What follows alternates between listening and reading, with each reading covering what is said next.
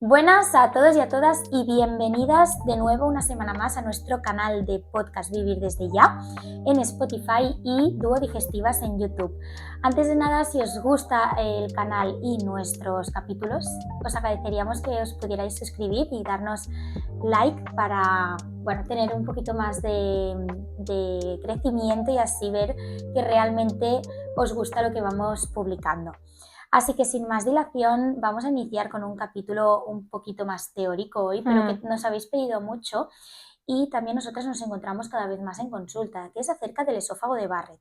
Es cierto que es una condición que mucha gente no conoce, así que vamos a destinar un tiempo a hablar sobre él, pero más ubicado en cómo lo actuamos a nivel nutricional, cómo podemos trabajarlo en consulta y cómo mejorar esa calidad de vida en esa persona que ha sido diagnosticada de esófago de Barrett. Así que buenas Marina. Buenos días, ¿qué tal, ¿Cómo Clau? estamos? Muy bien. Sí que es verdad que este capítulo es más teórico, que hay alguno que sí metemos de 15 minutitos, pero creemos que también son guays para aprender y para que conozcas pues nuevas Bueno, al cositas. final si hay alguien que le han diagnosticado O su padre, esófago su de Barrett, abuelo. que pueda buscarlo y que entienda un poquito más acerca de la condición y qué implica, ¿no? Total. Entonces, a ver, lo más importante y la pregunta principal, Clau, ¿qué es el esófago de Barrett? Al final, el esófago de Barrett es una condición que se da a lo largo del tiempo, ¿no? Es importante entender que es esa sustitución del epitelio intestinal que diríamos escamoso normal, es decir, esta pared interior que recubre el esófago, debida constantemente al input del reflujo gastroesofágico, es decir, de esta sensación de acidez, esa parte ácida hace que se sustituya por otro tipo de células que no son normales para el esófago, ¿no?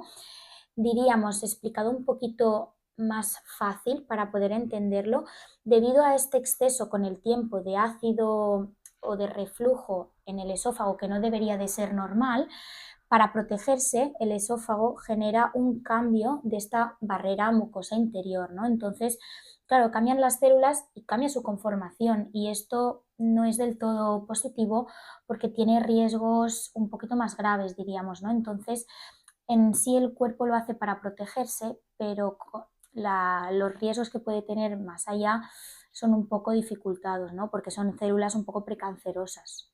Exacto, es como un escudo que acaba adoptando el cuerpo, como muchos procesos que tenemos, que no es más que la respuesta del cuerpo para protegerse de algo que está pasando que no debería pasar. Claro, de alguna manera es un mecanismo de adaptación que hace el cuerpo para poder mantenerse en, como siempre decimos, en homeostasis. Entonces, es cierto que inicia primeramente con una esofagitis, es decir, una inflamación de esta barrera mucosa, y posteriormente a lo largo del tiempo, ya cuando esta inflamación es bastante más grave, empiezan a cambiar estas células que hay en la pared interior del esófago, ¿no? Entonces, la esofagitis sí que veríamos que puede ser un poquito más reversible. El esófago de Barrett en gran parte no es irreversible. Es como que va pasando por etapas y así pasas a la siguiente después de la esofagitis, es menos reversible. Porque, ¿cuáles son las causas del esófago de Barrett?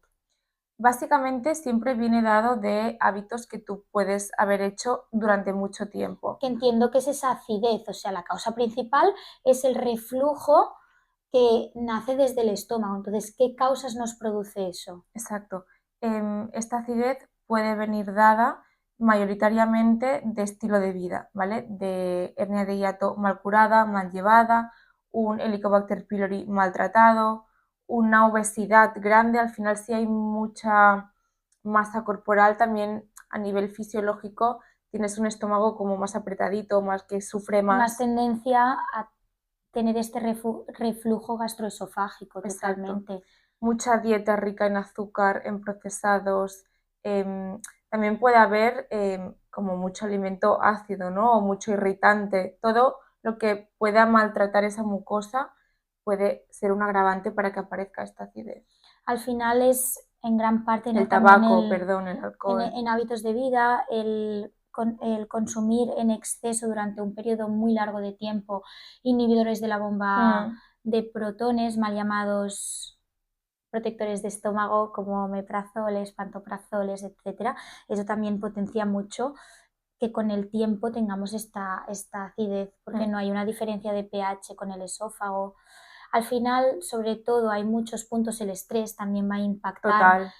diríamos, en este reflujo. Entonces, si de alguna manera buscamos una única causa, creo que no va a ser por ahí, sino se tienen que dar varias causas multifactoriales para que tú constantemente tengas esta sensación. Y tengo que decir que en muchos pacientes de los que tengo que tienen, tienen esófago de Barrett, se lo ven directamente en una endoscopia, pero no son conscientes de tener esta sensación de acidez.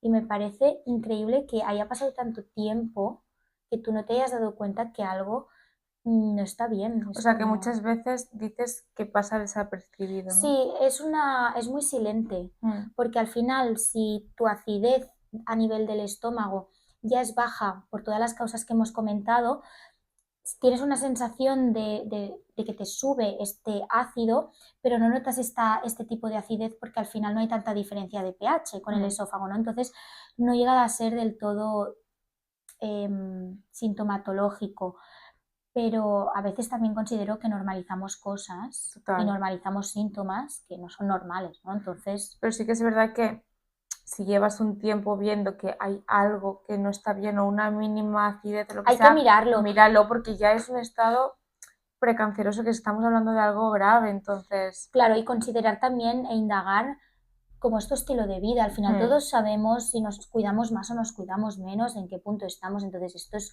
clave poder atenderlo. Porque, Clau, ¿cuáles son los tratamientos más convencionales que podemos encontrar para el esófago de Barrett? Al final aquí es muy importante que haya un control médico regular en el tiempo, porque al final estas células que hemos comentado que se han modificado, hay que controlar que no aumenten, porque de alguna manera cuanto más aumentan, más riesgo tenemos. Por lo tanto, control médico constantemente. En muchos casos es importante que se haga un control de esta acidez y muchas veces es necesario pues, un inhibidor de la bomba de protones, que esto lo pautará evidentemente con su dosis adecuada y el adecuado un médico correspondiente especializado en el tema. Y es cierto que lo que para mí va a ser clave es indagar, aparte de los hábitos de vida, las causas que te han originado este reflujo y tratar sobre todo a nivel nutricional y el abordaje más integral, importante que se revise constantemente que no vaya más y cómo es tu sintomatología. Y en casos más avanzados se puede hacer radiofrecuencia e incluso cirugía. Ujú. Pero es cierto que el tratamiento es bastante conservador en general. No hay un tratamiento curativo, sino se van amortiguando un poquito los síntomas y el estilo de vida sobre todo. Y asegurarnos, sobre todo con este seguimiento, de que no llegas realmente a un estado de cáncer. Claro, totalmente. Pasando al abordaje nutricional relacionado con el esófago de Barrett, a nivel alimentario, ¿qué puntos clave vamos a tener en cuenta? A ver, básicamente lo que sería cuidar y respetar esta mucosa. Entonces, nada que sea muy irritante, cafés, alcohol, tabaco, nada que Tés sea... también, ¿no? Diríamos. Dime. Los tés también de alguna manera controlar, porque muchas veces creemos que no tomo café, me paso al té, pero al final también hay que entender que es potencialmente irritante. Sí, por los taninos y así a veces puede ser total. Frutas muy ácidas o alimentos muy ácidos que ya de por sí la persona te va a decir es que no los tolero, pero tenerlos en cuenta, frutas más ácidas, naranjas, sobre todo zumos de naranja, kiwis, mandarinas, cosas así. Y picantes a veces también, yo depende, diría, vigílalos o que no sea un picante muy heavy. Yo considero que aquí es importante hacer al principio una alimentación bastante suave en cuanto a digestibilidad. Al final hay que entender que el estómago no está funcionando adecuadamente, por lo que no tendrá la capacidad de digerir como debería hacerlo para que al intestino le llegue bien, ¿no? Entonces, aquellos alimentos que pueden ser un poquito más flatulentos, más con fibra fermentable, estilo coles, cebolla, ajo, puede ser incluso pimiento, que nos cuesten un poquito más de digerir. Entonces, no eliminarlos evidentemente, porque al final no se trata de reducir, porque constantemente da la sensación que estamos quitando, sino centrarnos más en vamos a hacerlos bien cocidos, bien pochados, vamos a disminuir más la cantidad y vamos a darle más importancia a aquellos que nos pueden sentar un pelín mejor. Entonces, todos estos tipos de alimentos al principio puede ser interesante tenerlos más disminuidos en esta situación. Y lo que facilite también la propia digestión, como tú dices, que sea más cocidito, más al horno, más papillot, más cremas, más líquidos, que no tanto crudo, ¿no? Claro, igual las ensaladas dejarlas un poquito Mm, apartadas. El tomate también es un punto que mm, puede generar, al ser un poquito más ácido, puede generar cierto malestar, pero va a ser clave evidentemente adaptarse a la sintomatología del paciente. Si el paciente te refiere que tiene esófago de Barrett pero que no tiene sintomatología, claro. al final vas a tener que guiarte un poco con la composición nutricional de los alimentos, pero es cierto que sí tiene sintomatología y te dice que le sienta genial el tomate, pues tampoco se trata de que pobre persona se lo tengas que quitar, ¿no? Esto es Entonces, como todo, o sea, al final se personaliza según los síntomas de la persona. Si a ti te sienta bien, no porque por definición lo tengamos que sacar, a todo el mundo se lo tengamos que sacar. total. Y aquí hay un punto clave que yo creo que también es importante tener en mente. Nosotras siempre recomendamos espaciar comidas. Mm, Cuando hay un esófago de Barrett es cierto que hay gente que cuando está mucho tiempo sin comer tiene más tendencia a que bueno, pueda sufrir de esta sensación de reflujo, como que el cuerpo te pide algo más. Entonces no se trata de estar picoteando porque eso también altera a esta sensación de destrucción de la mucosa digestiva, pero sí que nos puede ir bien de alguna manera hacer comidas un poco más ligeras y si a las 3 horas tienes hambre, pues vuelvo a comer, pero no llegar a un punto de saciedad extrema porque la saciedad va a potenciar que tengas más probabilidad de reflujo. ujú. Entonces esto también será clave. Y después también todo lo que son fibras así más fermentables, prebióticas, tipo suaves, ¿eh? Hablamos de un pudín de chía, hablamos de, por ejemplo, una manzana al horno con Ujú, canela, súper. hablamos de, pues, ¿cómo se llama? Potitos de fruta, Compota, compotas, exacto, y todo lo que es almidón resistente, la patata y el boniato cocinado y enfriado. súper. Unos buenos hábitos van a ser clave en el manejo del esófago de Barrett. Marina, indáganos un poco y cuéntanos acerca. A ver, yo creo que lo más importante, habiendo ya dicho 4 cositas de alimentación, mantener ese peso saludable. Contra más masa, peor lo vamos a llevar, más acidez seguramente, y trabajo le añadimos al esófago. Después, el hecho de pues no acostarte totalmente horizontal, a lo mejor levantar cabecera en la cama o en el sofá, estar como más reposados y un poco con la cabeza levantada, E puede igual, ayudar. eso también es importante haber dejado 2-3 horas antes de haber comido. Sí, no comer, irte directamente y acostarte. Y después también el hecho de manejar el estrés. Sabemos que el estrés influye muchísimo a nivel ácido estomacal, estómago, salud digestiva, entonces rebajarlo en la medida de lo que se pueda. Y puntualizando con el estrés, muchas veces nos preguntáis, ¿y cómo puedo bajar el estrés? Al final es un trabajo propio que tienes que Total. entender qué es lo que a ti te funciona y te va bien. Ir a hacer ejercicio, leer un libro, ir a pasear, el yoga nos ayuda a conectar también mucho con nosotras mismas. Al final cada uno tiene que hacer ese trabajo, ¿no? Que es importante tenerlo en mente, Y ¿no? que sabemos que es muy fácil decirlo y más difícil hacerlo, pero Claro, bueno, tenemos que decirlo. claro. Entonces, claro, para ir terminando, temas suplementos, ¿hay alguna cosita que nos pueda ayudar? Evidentemente, cada persona es un mundo, pero dos, tres cositas que se puedan así decir, que digas, está bien. Suplementación para el esófago de Barrett específicamente no existe. Habrá que entender el caso de manera integral y ver qué es lo que nos funciona o dónde está el problema. Entonces, indagando en sus hábitos de vida y si entendemos que la mucosa a nivel del estómago está bastante dañada, va a ser clave poder trabajar esa mucosa a nivel digestivo, desde, como hemos comentado siempre, un jugo de aloe vera que nutra bien esa mucosa digestiva, acompañarnos con L-glutamina combinada con vitamina A, que también va muy bien. Aquí luego hay muchos suplementos, complejos de suplementos que ayudan muy bien a regenerar esa capa de mucosa, que llevan zinc-carnosina, que llevan junto glutamina, omega 7, etcétera. Pero claro, también hay que entender el rango del paciente. Yo aquí soy bastante conservadora con el zinc-carnosina, porque el zinc a veces puede caer un pelín peor. Entonces, sobre todo aquellos suplementos que vayan directamente a ayudarnos a regenerar rápidamente esa mucosa digestiva. Y por otro lado, yo suelo ayudarme de enzimas digestivas un poco completas que nos ayuden a digerir más esa comida, ¿no?, que estamos ingiriendo, porque mi cuerpo no tiene la capacidad de digerir adecuadamente. Por lo tanto, un complejo enzimático que sea adecuado, que lleve para digerir adecuadamente las proteínas, los lípidos, los carbohidratos, ¿no?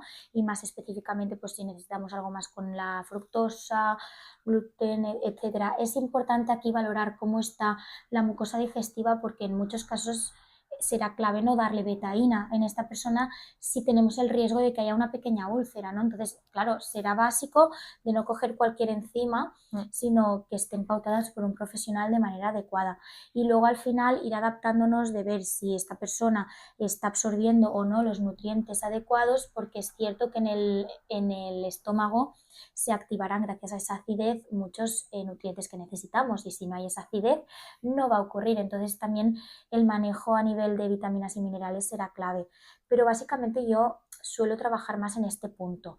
Es cierto, La vitamina A aquí también, o el molibdeno, también va muy bien para reparar todo lo que es la mucosa.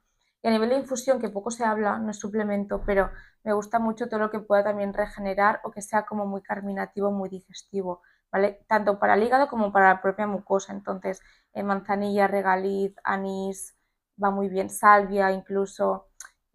Apoyarnos de esto durante, yo que sé, a media mañana, media tarde, no es un suplemento, pero ahora también que empieza a hacer frío, ayuda, y al puede ir final nos bien. puede plantear, ¿no?, un poquito más en este punto. Sí que es cierto que hay que tener, yo suelo recomendar que las infusiones no se tomen excesivamente calientes, porque esto también puede generar irritación. Las bebidas muy frías o muy calientes en este tipo de persona irritan, ¿no? Pues al final, como un complejo, y poder apoyarte en un profesional de calidad que te aporte lo que tú necesites en el momento en el que te encuentras. Súper. Y Yo creo nada, Marina. que la información está ahí. Es guay aprender cositas nuevas, que conozcas por si lo escuchas, por si lo Y que acabas puedan teniendo. aplicar estos tips, Sí, ¿no? Que al final, si es muy teórico, tú puedes entender muy bien qué es, pero vale, cómo actúo, ¿no? Pues eso será clave. Así que, bueno, nosotras lo dejamos hasta aquí. aquí. Y si tenéis dudas o preguntas, nos podéis escribir sin ningún tipo de problema. Estaremos encantadas de poder ayudaros. Y nos veremos la semana que viene con un nuevo capítulo. Así que hasta pronto. Hasta pronto. ¡Mua!